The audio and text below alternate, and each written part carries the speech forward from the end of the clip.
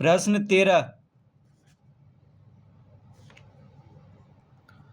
x में y से भाग देने पर प्राप्त संख्या में 7 जोड़िए और परिणामी संख्या को लिखिए।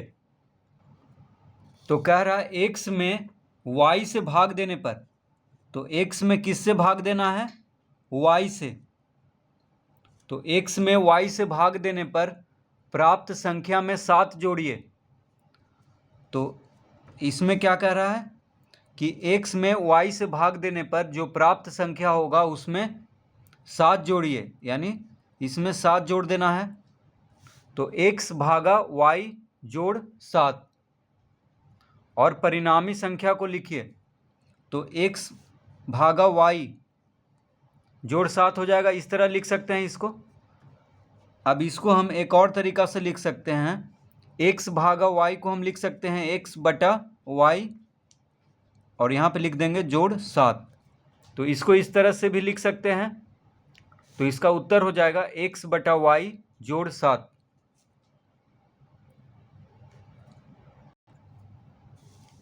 प्रश्न 14, सीता की वर्तमान उम्र x वर्ष है। 3 वर्ष पहले उसकी उम्र क्या थी? a वर्ष के बाद उसकी उम्र क्या होगी? तो यहाँ पे क्या कह रहा है कि सीता की वर्तमान उम्र कितना है? x वर्ष है। तो सीता की वर्तमान उम्र है x वर्ष। तो 3 वर्ष पहले उसकी उम्र क्या थी? तो लिखेंगे 3 वर्ष पहले सीता की उम्र बराबर, तो सीता की वर्तमान उम्र है x वर्ष, तो 3 वर्ष पहले सीता की उम्र हो जाएगा x माइनस 3, यानी अभी जो उम्र है उसमें 3 घटा देंगे तो हो जाएगा x माइनस 3 वर्ष। वर्तमान उम्र में 3 घटा देंगे क्योंकि 3 वर्ष पहले सीता की उम्र पूछ रहा है, तो हो जाएगा x माइनस 3 वर्ष।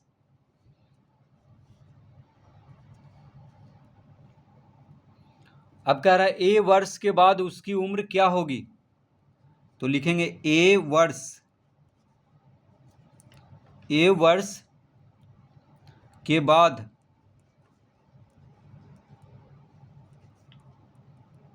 सीता की उम्र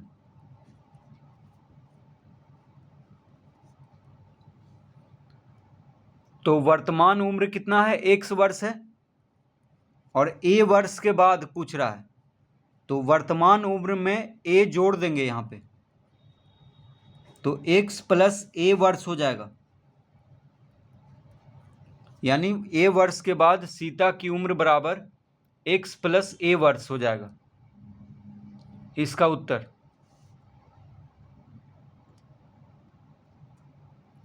तो 3 वर्ष पहले सीता की उम्र x माइनस 3 वर्ष, a वर्ष के बाद सीता की उम्र x प्लस a वर्ष। प्रश्न 15,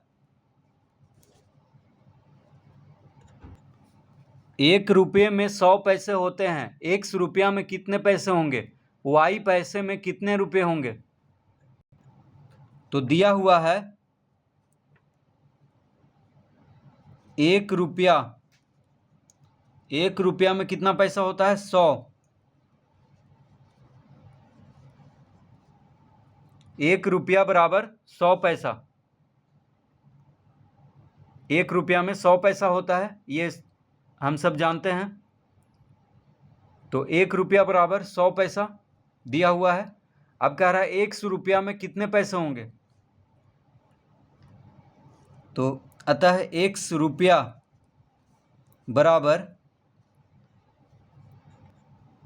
तो 1 रुपया में 100 पैसा, तो 1 रुपया में 100x, यानी x गुना 100 पैसा हो जाएगा। यानी जितना रुपया है उतना में 100 गुना कर देंगे, क्योंकि 1 रुपया में 100 पैसा होता है। तो x रुपया में x गुना 100 पैसा हो जाएगा। तो x गुना 100 को हम लिख सकते हैं 100x पैसा। तो इसका उत्तर होगा 100x पैसा। तो अगर 10 रुपया यहाँ पे कहता तो 10 गुना 100 कर देते, 5 रुपया कहता तो 5 गुना 100 यानी 500 पैसा हो जाता। 1 रुपया में 100 पैसा, तो 2 रुपया में 100 गुना 2 यानी 200 पैसा। तो 1 रुपया में x गुना 100 कर देंगे यानी 100x पैसा हो जाएगा। अब कह रहा है कि y पैसे में कितने रुपये होंगे। तो लिखेंगे यहाँ पे y पैसे बराबर हो जाएगा y भागा 100 रुपया। तो 1 रुपया में 100 पैसा, तो रुपया को पैसा में बदलना है तो गुना करना पड़ेगा 100 से, लेकिन पैसा को जब रुपया में बदलना है तो भागा करना पड़ेगा 100 से। तो y पैसा में कितना रुपया होगा, y भागा 100। तो यहाँ पे भागा करेंगे क्योंकि पैसा से रुपया में बदला जा रहा है। तो पैसा से रुपया बड़ा होता है, इसीलिए पैसा से जब रुपया में बदलना है तो भागा करेंगे, और रुपया से पैसा क्या होता है, छोटा, तो यहाँ पे गुना करेंगे। तो y भागा 100 को हम लिख सकते हैं y बटा 100 रुपया। इस तरह से हम इसको लिख सकते हैं, y भागा 100 को हम लिख सकते हैं y बटा 100। तो y पैसा में हो जाएगा y बटा 100 रुपया, और x रुपया में हो जाएगा 100x पैसा। तो रुपया से पैसा में बदलना है तो 100 गुना करेंगे, और पैसा से रुपया में बदलना है तो 100 से भागा दे देंगे।